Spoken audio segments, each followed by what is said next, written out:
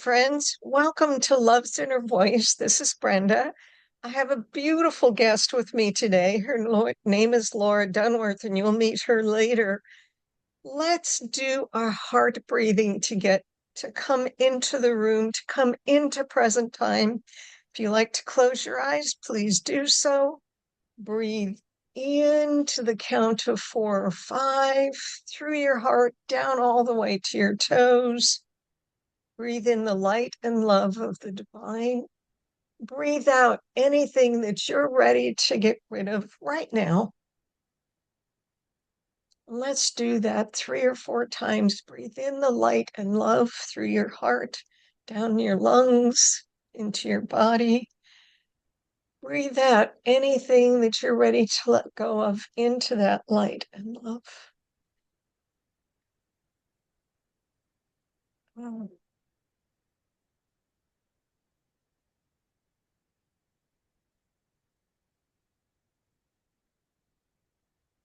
And if there's any message, be open to it. Oh, so blessed to be with you all today. Thank you for being here. Thank you for showing up. Laura Dunworth. Oh my, she and I have had a couple of meetings on Zoom and we've had such a good time. So we'll see what comes today. The name of our show is Life, a Healing Dance. And life is a dance, right? So Laura has been an educator since 1992. She is a loving wife and mother of 2 sons. After the loss of her beloved younger brother in 1997, Laura began a spiritual journey of healing and growth. A lot of us do that after we lose somebody that's close.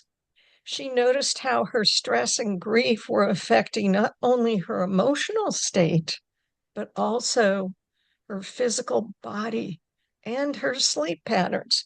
How many of you can identify with that? I know I can. She's done breath work, yoga, meditation, and she began to explore any other and all kinds of healing arts. And that's sort of the dance that we can walk in healing, right? So she's passionate about helping others, groups, clients to transform their lives through practice that promote body, mind, and spiritual healing and wellness.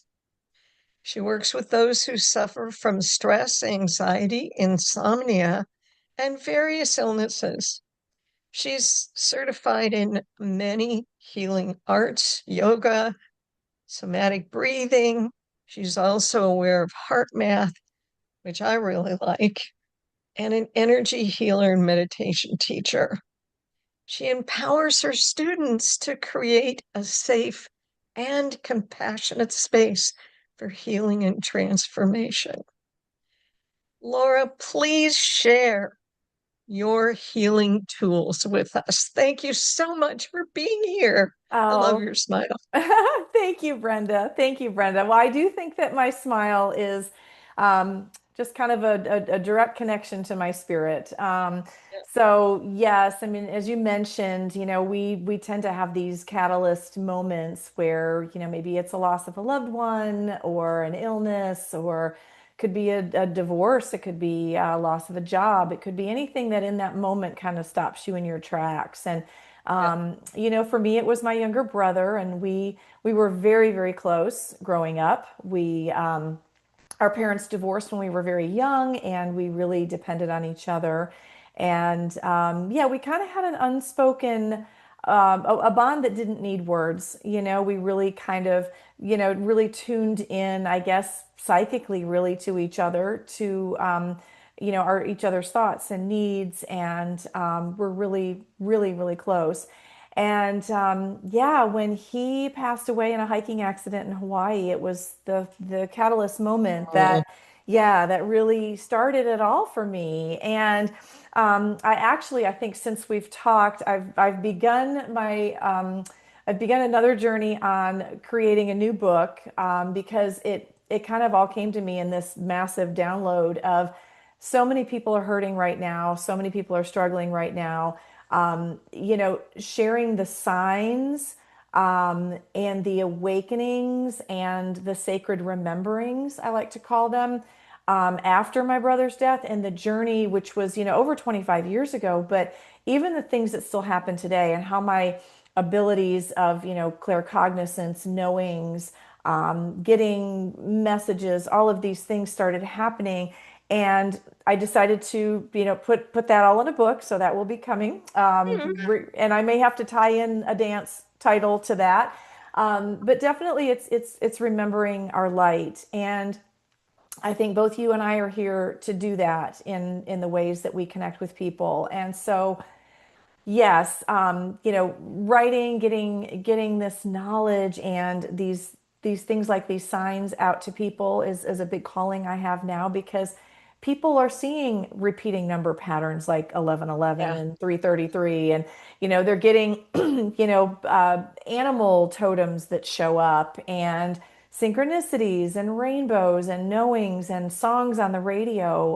One of the songs that I got early on had some lyrics that talked about, well, I'll just give you the lyrics. Love travels the miles upon the wings of angels. Love finds you. I swear it's true. I can love you from here.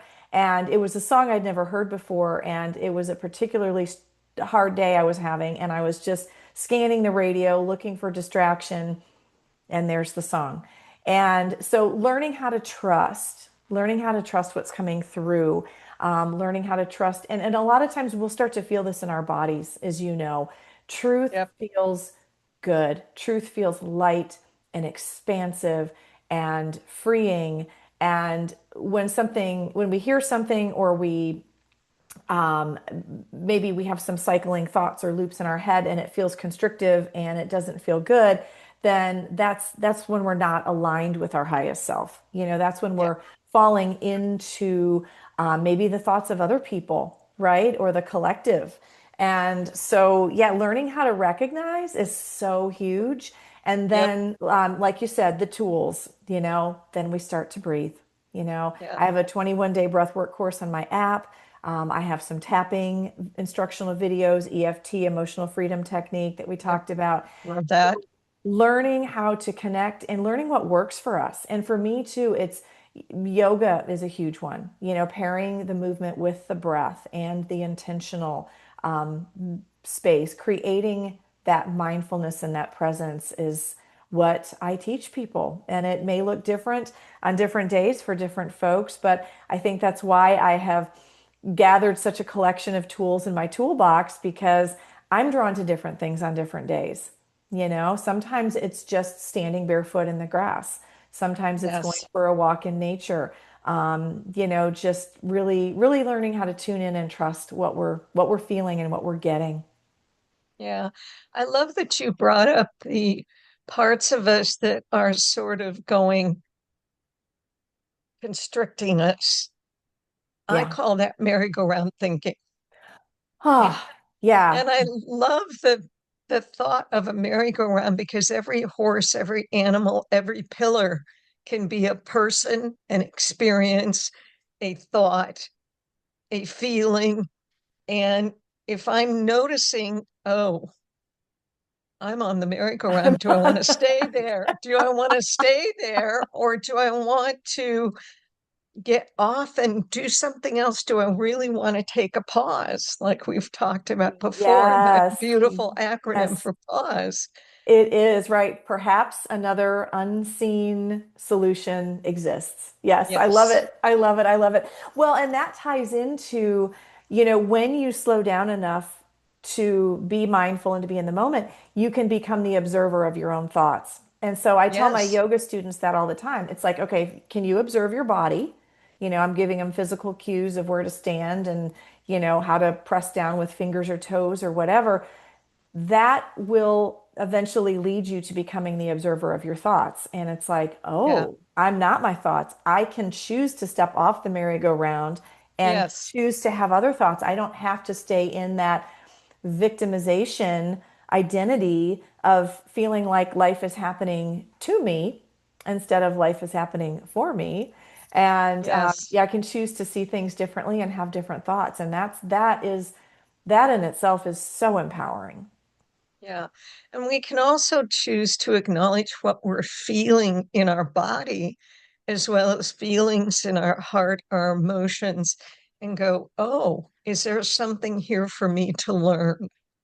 Exactly, because our bodies, as you know, our bodies have messages and our different energy Yes. centers vibrate at different frequencies. And if we're having a lot of issues, maybe with our feet or our knees or our legs, maybe we're feeling like we're unstable in our life, right? Yeah. Maybe that's, some instability in life is creating instability in the body. And I know for me, I've always kind of had, well, not always, because I'm much better about it now.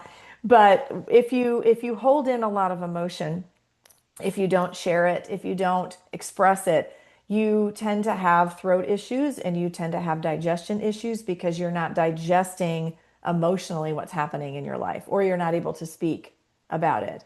So, yeah, Right. you're right. Tuning into what you're feeling in your body and wondering, I wonder, I wonder what's going on here and I wonder what else might be possible for me. Yeah. And one of the things that a lot of us experience when we stuff down our emotions, a lot of us choose to stuff it down with some kind of addictive behavior, whether it's food or spending or, you know, running to the point of almost total exhaustion where our body is just can't even put one foot in front of the other. It's Anorexia, true. all of those things are ways to stuff down emotions that we don't want to acknowledge and Exactly. learn from. We're trying to control everything around us with those, compulsive behaviors, Yeah. and instead of, learning how to heal them and work with them. Yes. Hmm. And that's part of the dance, That's part of the dance. That is part of the the dance. healing dance to ask those questions, to be willing to stop, to pause, and to go, oh, I can look at this differently if I choose. If I choose. Well, and that's our free will, right? Yep. That's our choice. And Yep. journaling has been such a big thing for me. I sit down, I have my morning ritual with my coffee or my tea and my journal. And I like to just kind of tune into my highest self and ask what's there. And just that listening to that inner voice because it will always guide us. And like you said, it will when we're really resonant and aligned with our highest selves. We feel that expansion and we feel that freedom and we realize that we do have choices. We always have choices. Always have choices. And so many people say, well, I didn't have any choice. Well, you may not have had choice for what happened to you from an outside, a car accident or whatever. You do have a choice about how you would choose to respond to what happened. Because Exactly. so many people say, well, I had no choice. I said, about the incident and about what happened to you, maybe not. How you Hmm. choose to respond to it is a whole nother game, a whole nother part Exactly. of the dance. It's so true. And we also don't want to bypass the feelings. I Right, mean, especially right. with grief, we have to go through those stages and we have to be in it and we have to allow ourselves, to feel the victimization, to feel the anger, the grief, the overwhelm, the disbelief, whatever it is. Because we can't just jump to, oh, there's a lesson here and I have to learn it. We have to be in the feeling, and then we Yep. have to kind of dance our way through that. And for me, it was reaching out to find helpers. I reached out to find books that resonated and spiritual teachers that resonated and practices that resonated. Um, and like you said, asking for help. You really, we're never alone. We Yeah, have our right. angelic and divine guides and helpers, and I like to call them collaborators because they Yep, don't just jump in unless we ask them for help. right. And so they collaborate with us.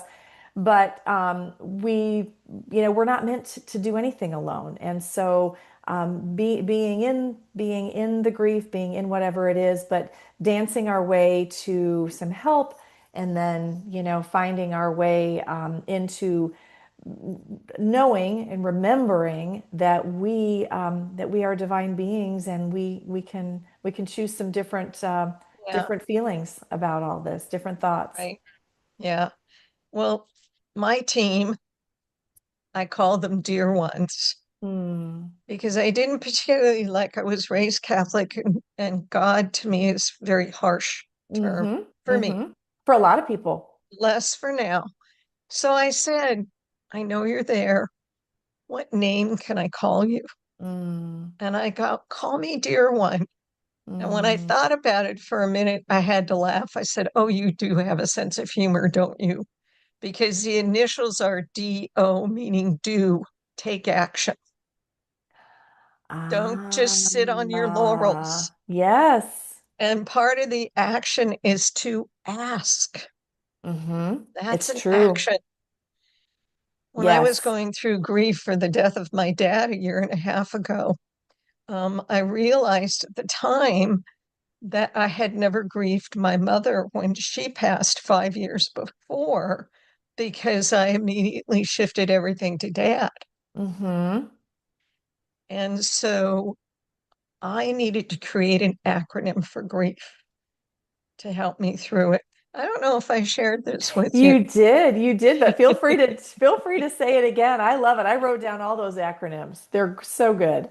What I came up with was grateful rebirth, internal energy flow. Ah, Because what I realized is I needed to rebirth myself as I was going through this agony, this guilt sometimes, all of the things that come with grief. mm-hmm. And I wanted to be grateful for all of it. Yeah, that's big.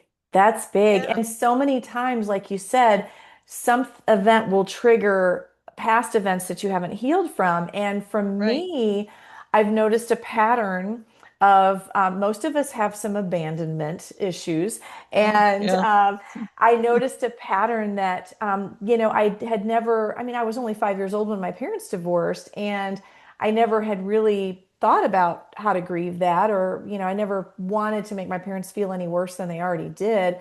So I definitely swallowed a lot of that. But when my brother died, I felt a resurgence of that grief.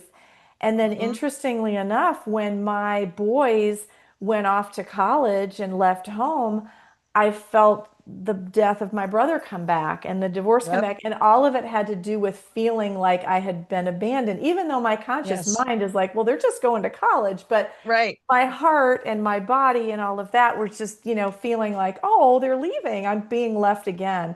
And so noticing patterns and just loving yourself through those patterns, I know I do that a lot.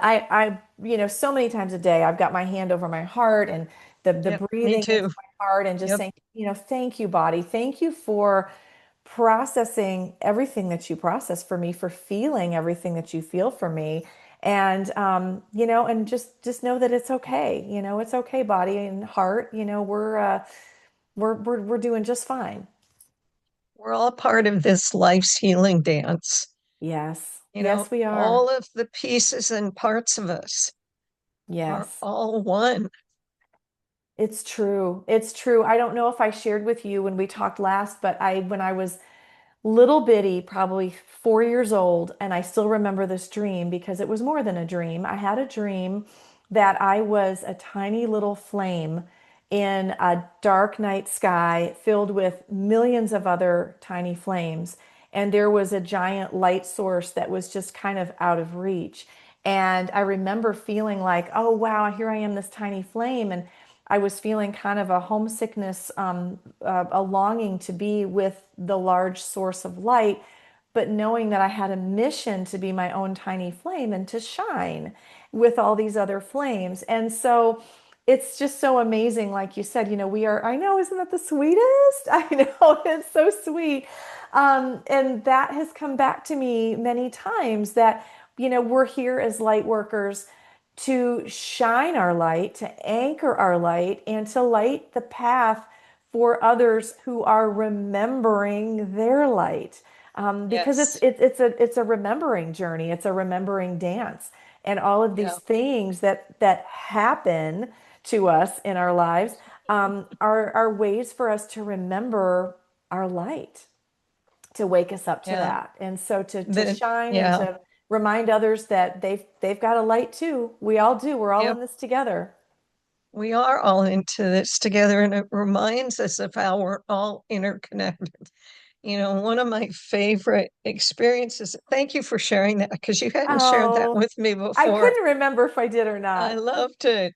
Um, was when I saw the Aurora Borealis in Mm. person.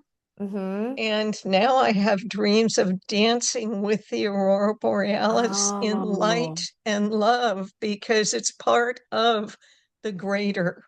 yes. And even though it's physical, it's still part of the greater, just like all the stars in the sky. And we are all stars Yes, we too. are. We are made of the same stuff. We are made of the same stuff. And so I love the sense of the aurora dancing in the sky because that's can be all of us too. Yes. Yes, absolutely. Well, that is what we're here to do. And the planet is taking on more and more energy, up leveling, literally in frequency, that Yes, it would which is happening, scientifically. NASA studies it, and NOAA, the space weather agencies. And the children that are choosing to come in at this time are coming in with some pretty high frequencies and some amazing spiritual gifts. And, yes, I kind of feel like I sometimes have, sweet little images in my mind that, you know, people that are, your age and my age, we kind of, and those that came before us obviously are out in the jungle with our machetes, kind of, trying to yeah, clear the yeah, path through the yeah, jungle, so that right, these younger ones coming in are going to have an easier time with their mission, because it's Earth is a school. We're here to learn and to remember, but we're also here choosing to be on a mission to help all of humanity and usher in this new energy and this love, this remembrance of love. mhm, yeah. This kind way and compassionate way of just being who we are without comparison, without judgment, without resentment. Well, she's got a prettier body than I do, or she's got prettier eyes than I do, or she's got cooler hair. It's true. And It's it so is, right. true. We all do it, right? I used to practice in a yoga studio that had mirrors, and I'd sit there and I'd look and go, oh, yeah, I need highlights, or I'm a few pounds overweight, or whatever it is. And now the studio doesn't have mirrors, which is really nice because it really Right, helps you go inward and not be comparing and judging and all of that. right. And it takes Yeah, time and practice, obviously, it but does. it's part of that third dimensional energy that's around us, the duality, and Right. the judgment. But when we notice it, we can shift it. Yeah.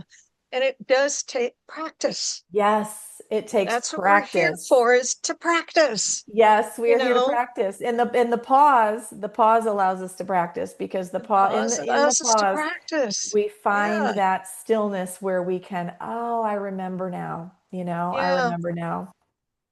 Yeah.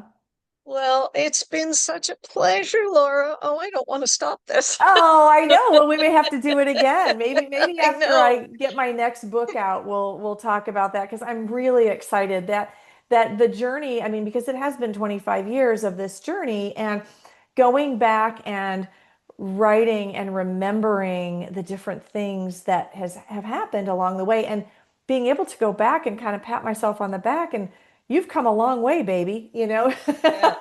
Yeah. and just kind of see the growth and the evolution is really, really cool. So I would love to do this again sometime. I'm looking forward to seeing your book. I have a few of them out there too, I and I'm do, I writing some do. more.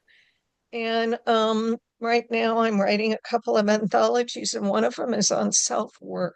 So And I'm needed. hoping that that will come out in June or July. But to get a hold of Laura, her website is Laura Dunworth, her name.com, and then you can go /services to find out all of the different services she offers you.